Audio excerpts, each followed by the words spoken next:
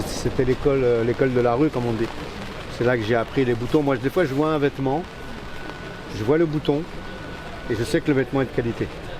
Parce que je vois le bouton est de qualité, donc le vêtement est forcément de qualité, parce que quand tu mettais un bouton de qualité sur un, ben, c'est fallait que le vêtement soit de qualité.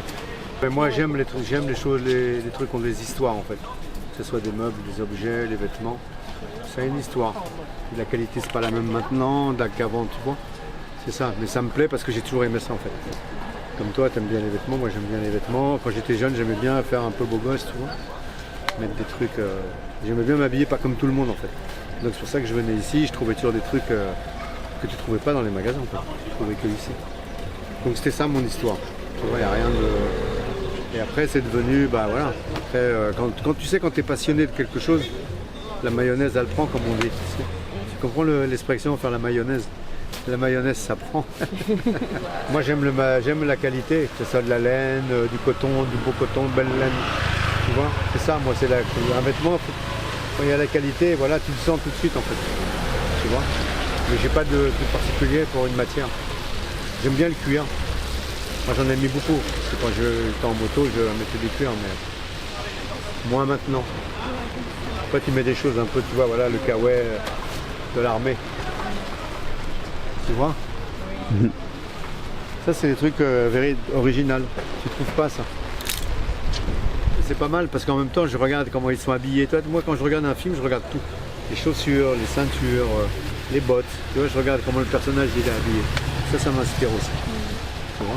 Mais mon père était militaire et mon père était très élégant, donc l'uniforme était toujours, tu vois, nickel. Il fallait les chaussures toujours bien cirées. Donc ça déjà, dans mon enfance, tu vois, ça m'avait... J'aimais bien aller à l'école en costume, parce que j'étais le seul arrivé en costume à l'école. Pour rien faire, parce que je faisais rien du tout, hein.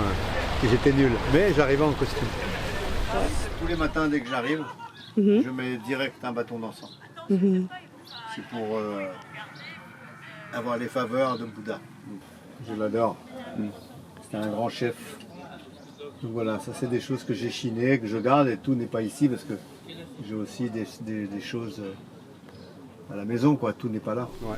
Ouais, c'est spécial. Le Bouddha aussi, parce que c'est un Bouddha qui est souriant. Donc on me demande souvent, je dis non. Et Napoléon, je l'ai trouvé il y a super longtemps ici, une fois je passais, je l'ai vu, il m'a regardé, j'ai regardé, et on s'est dit tiens, je serais bien avec toi, donc je l'ai pris dans la boutique.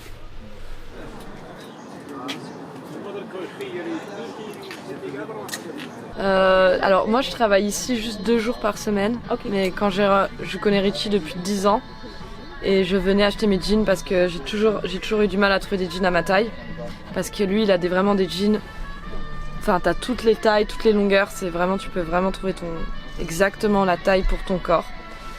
Et je suis venue il y a 1 an et il avait perdu sa vendeuse et je lui ai dit mais je vais venir t'aider, et finalement ça fait 1 an et je suis restée. Moi j'étais plus... j'aimais vraiment les matières en fait. J'ai fini par me spécialiser à la fin sur les matières. Donc sur le cuir et sur toutes les matières naturelles. Je travaille beaucoup dans le développement durable des matières. Du coup c'est assez facile pour moi d'être là. Parce que je sais tout. Enfin je sais comment une matière elle est traitée. Si je fais ça, je sais quel cuir c'est. Je peux te dire juste en touchant. C'est aussi pour ça que je suis thérapeute, parce que je sais toucher. Ah, ça c'est typique. Ils sont impatients les gens. Ça, c'est parce que je suis fan de boxe. J'ai fait de la boxe moi-même. Ah oui? Pendant 15 ans, en tant qu'amateur. Et là, tu vois, il y a Tyson, Evander Holyfield, Chavez de la Hoya. Donc c'est des monstres.